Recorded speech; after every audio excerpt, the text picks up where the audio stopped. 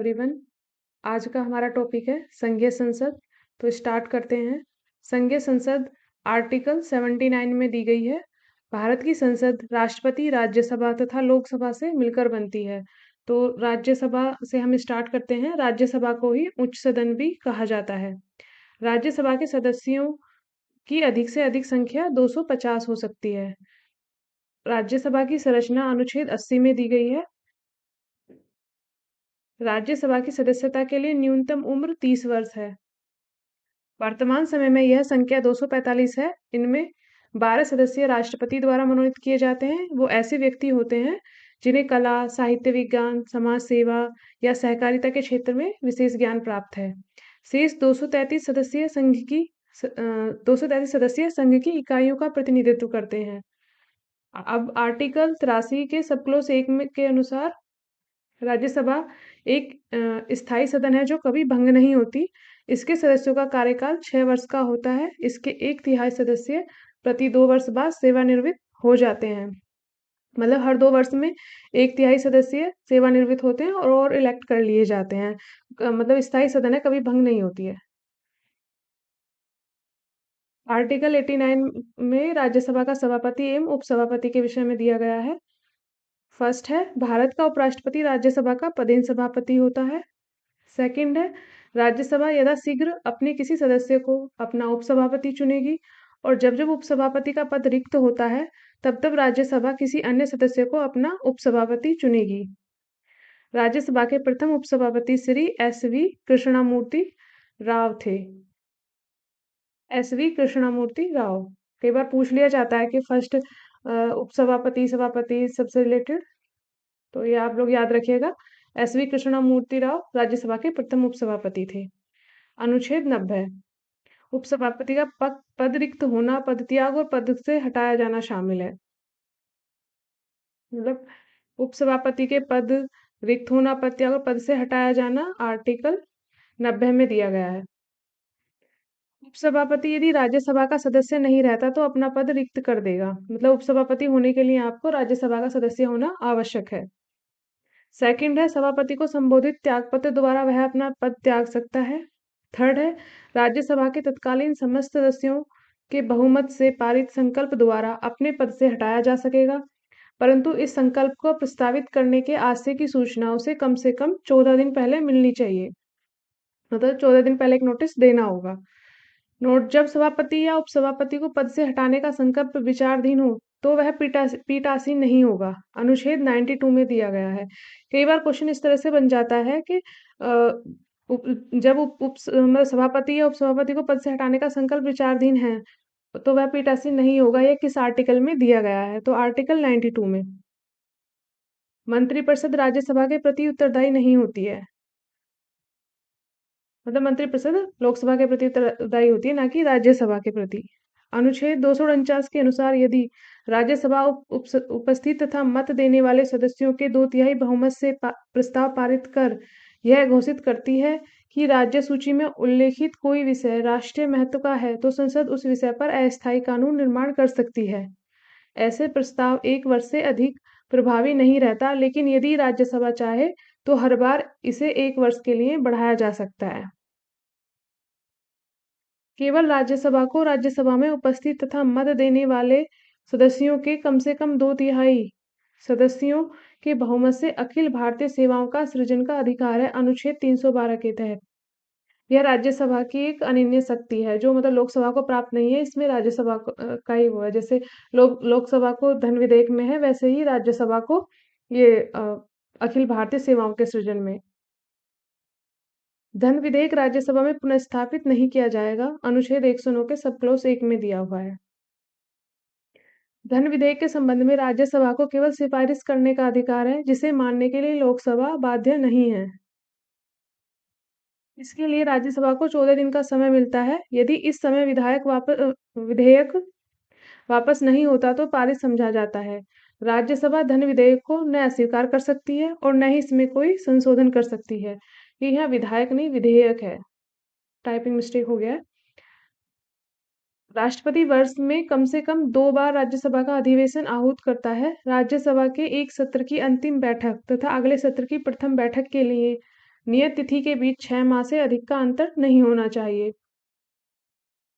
राज्यसभा का पहली बार गठन 3 अप्रैल 1952 ईस्वी को किया गया था। इसकी पहली बैठक 13 मई 1952 को हुई थी। राज्यसभा में प्रतिनिधि नहीं है। अब ये देख लेते हैं मतलब राज्यसभा में किनका प्रतिनिधि नहीं है, कौन से हैं वो है स्टेट या मतलब यूनियन टेरिटरीज। अंडमान निकोबार का नहीं है, चंडीगढ़ का नहीं है, दादर व नगर हवेली का नहीं है, दमन व दीव और लक्षद्वीप का भी नहीं है।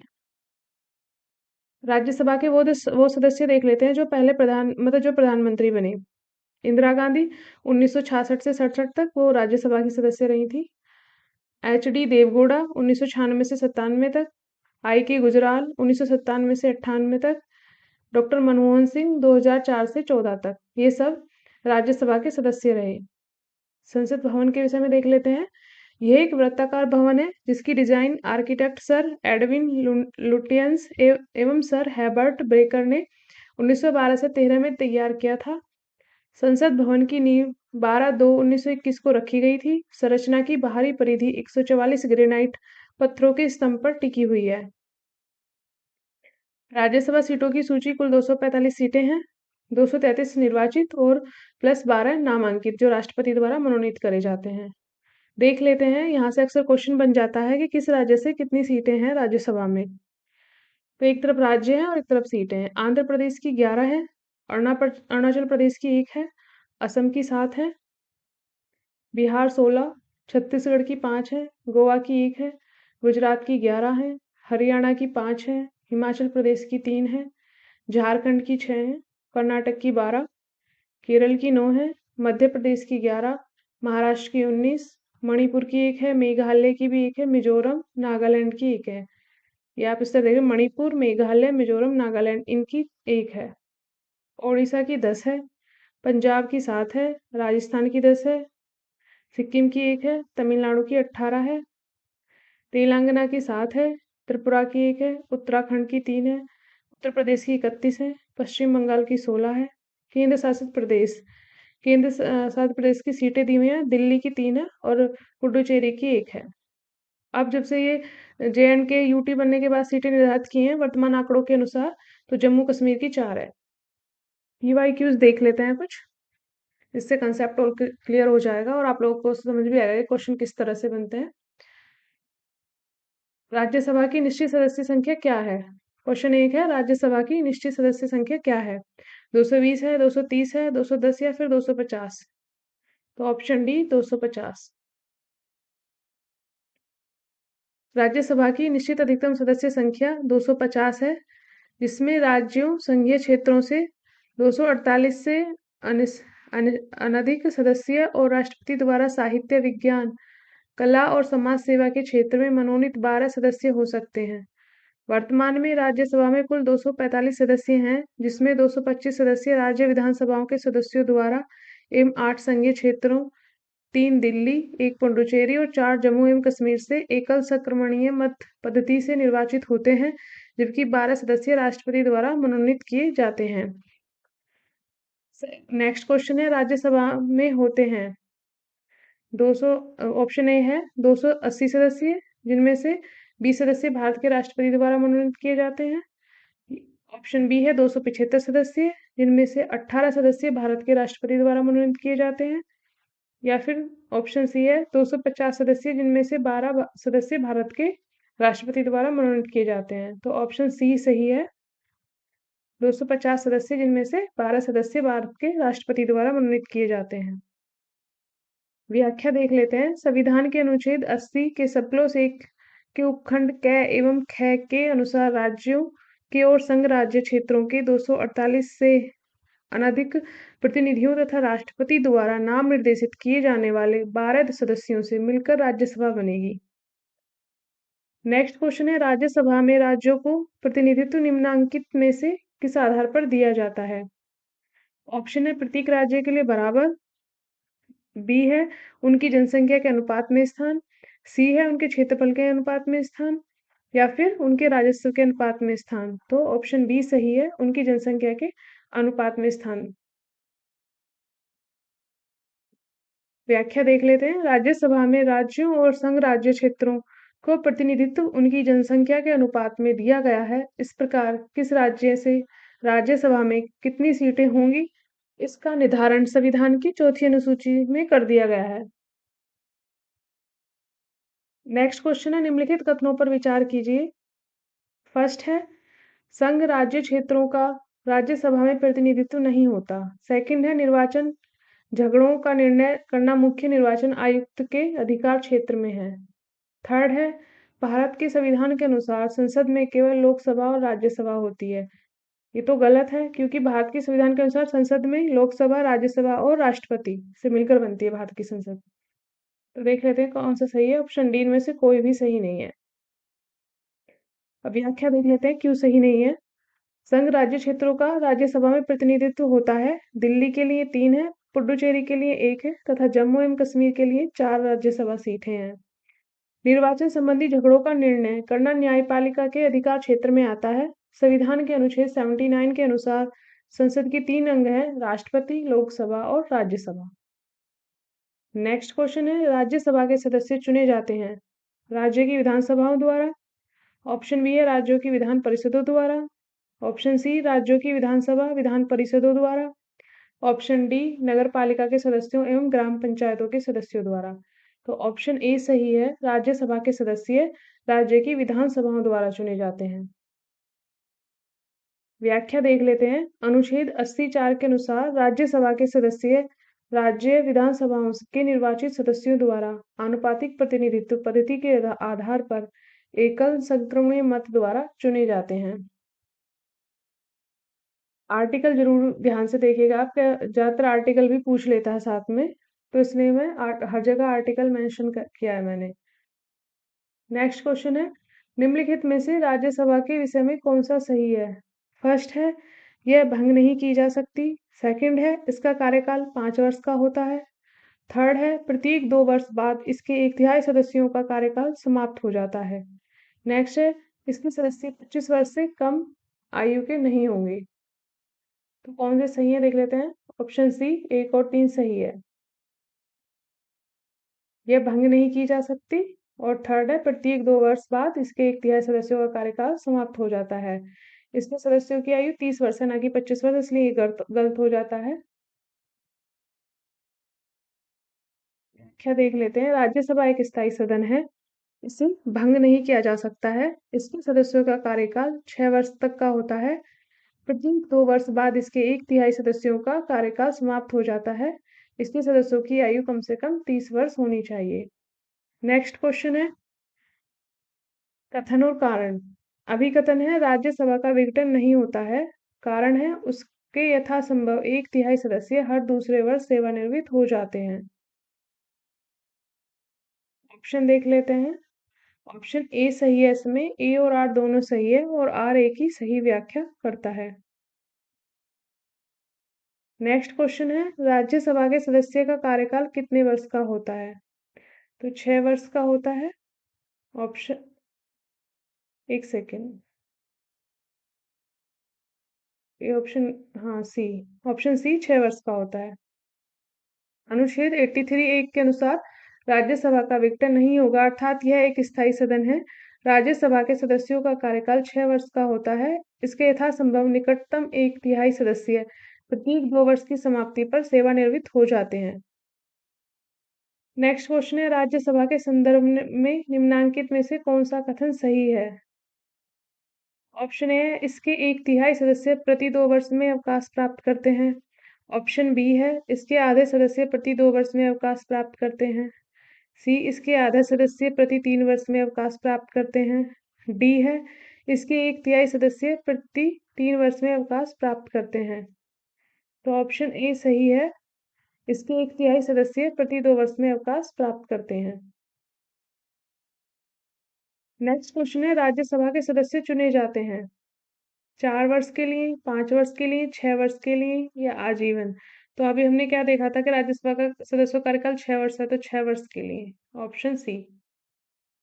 नेक्स्ट क्वेश्चन है, राज्यसभा को स्थायी सदन कहते हैं क्योंकि सभी सदस्य आजीवन सदस्य होते हैं। बी इसे विघटित नहीं किया जा सकता, सी कुछ सदस्य प्रति 2 वर्ष में अवकाश ग्रहण करते हैं, डी है बी एवं सी दोनों सही हैं। तो इसका आंसर है ऑप्शन बी, इसे विघटित नहीं किया जा सकता, इसलिए स्थायी सदन कहते हैं। नेक्स्ट क्वेश्चन है, हमारे संविधान के अनुसार राज्यसभा का कार्यकाल है 2 वर्ष में एक बार समाप्त हो जाता है, प्रत्येक 5 वर्ष में समाप्त हो जाता है, प्रत्येक 6 वर्ष में समाप्त हो जाता है, या समाप्त होने का विषय नहीं है। तो ऑप्शन डी सही है, समाप्त होने का विषय नहीं है। नेक्स्ट क्वेश्चन है, राज्यसभा को भंग करने का अधिकार किसे प्राप्त है? राष्ट्रपति को, उपराष्ट्रपति को, सर्वोच्च न्यायालय को, या उपयुक्त में से कोई नहीं। तो ऑप्शन डी सही है, उपयुक्त में से कोई नहीं। नेक्स्ट क्वेश्चन है, निम्नलिखित में से कौन सा एक कथन राज्य सूची के विषय के संबंध में विधि बनाने की संसद की शक्ति के बारे में सही नहीं है? ऑप्शन ए है, राज्यसभा को घोषित करना होगा कि ऐसा करना राष्ट्रीय हित में है। ऑप्शन बी, राज्यसभा को उपस्थित और मत देने वाले सदस्यों में से कम 2/3 सदस्यों द्वारा समर्थित संकल्प पारित करना होगा। ऑप्शन सी, ऐसी विधि संपूर्ण भारत या उसके किसी भाग के लिए बनाई जा सकती है। ऑप्शन डी, राज्य सूची में सम्मिलित विषय के संबंध में राष्ट्रीय हित में विधि केवल राज्यसभा बना सकती है। ऑप्शन डी सही है, राज्य सूची में सम्मिलित विषय के संबंध में राष्ट्रीय हित में विधि केवल राज्यसभा बना सकती है। व्याख्या देख लेते हैं क्यों है ऐसा। संविधान के अनुच्छेद 249 के तहत यदि राज्यसभा अपने उपस्थित एवं मत देने वाले सदस्यों के कम से कम 2/3 बहुमत से ऐसा संकल्प पारित करे कि राज्य सूची के किसी विषय पर विधि बनाना राष्ट्रीय हित में आवश्यक है, तो संसद उस विषय पर विधि बना सकती है। साथ ही ऐसी विधि संपूर्ण भारत या उसके किसी भाग के लिए बनाई जा सकती है। राज्य सूची में सम्मिलित विषय पर राष्ट्रीय हित में विधि राज्यसभा द्वारा प्रस्ताव पारित करने के उपरांत संसद बनाती है, न कि केवल राज्यसभा। इसलिए भी सही नहीं है।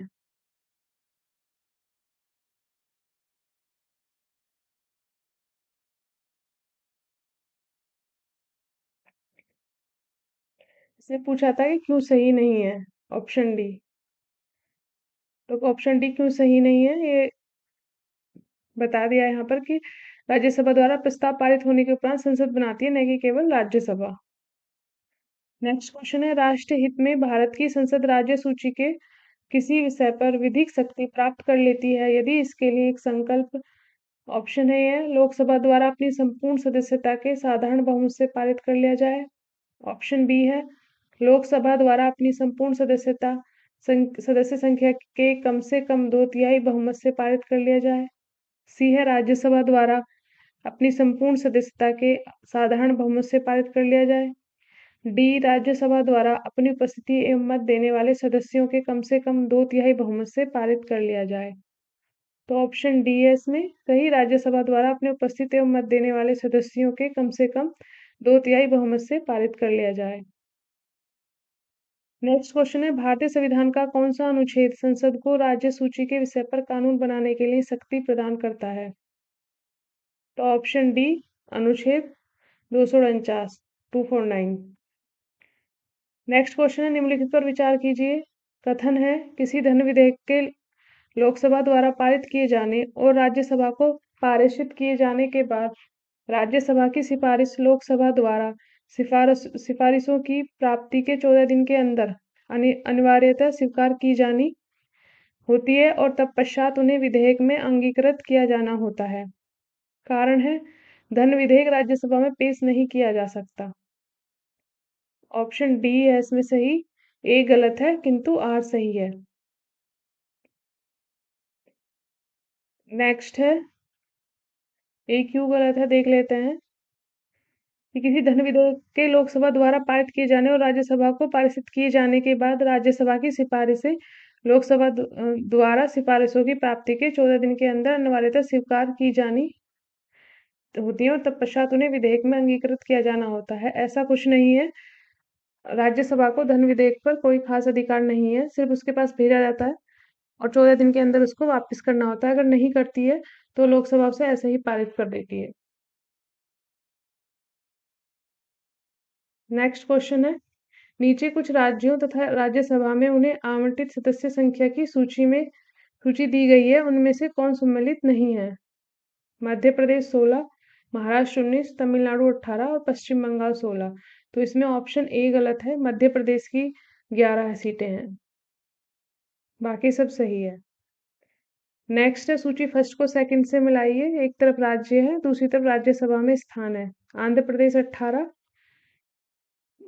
महाराष्ट्र 19, कर्नाटक 12, पश्चिम बंगाल 16। तो इसका एक्चुअली में गलत दिया हुआ है, इसलिए सही मिलान नहीं करा जा सकता। मतलब इनका सबका सामने सही दिया हुआ है। महाराष्ट्र की 19 है, कर्नाटक की 12 है, पश्चिम बंगाल की 16 है, लेकिन आंध्र प्रदेश की गलत दी हुई है, 18 नहीं है, 11 आएगा।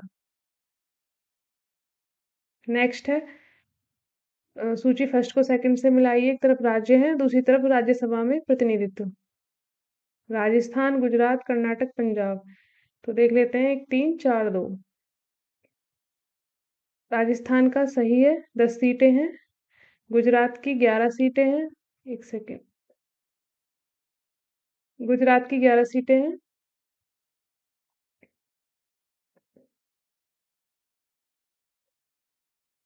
राजस्थान की 10 सीटें हैं, गुजरात की 11 सीटें हैं और कर्नाटक की 12 सीटें हैं और पंजाब की 7 सीटें हैं। तो यहाँ हमारा ये हम यहाँ हमारा टॉपिक समाप्त होता है। Thank you everyone.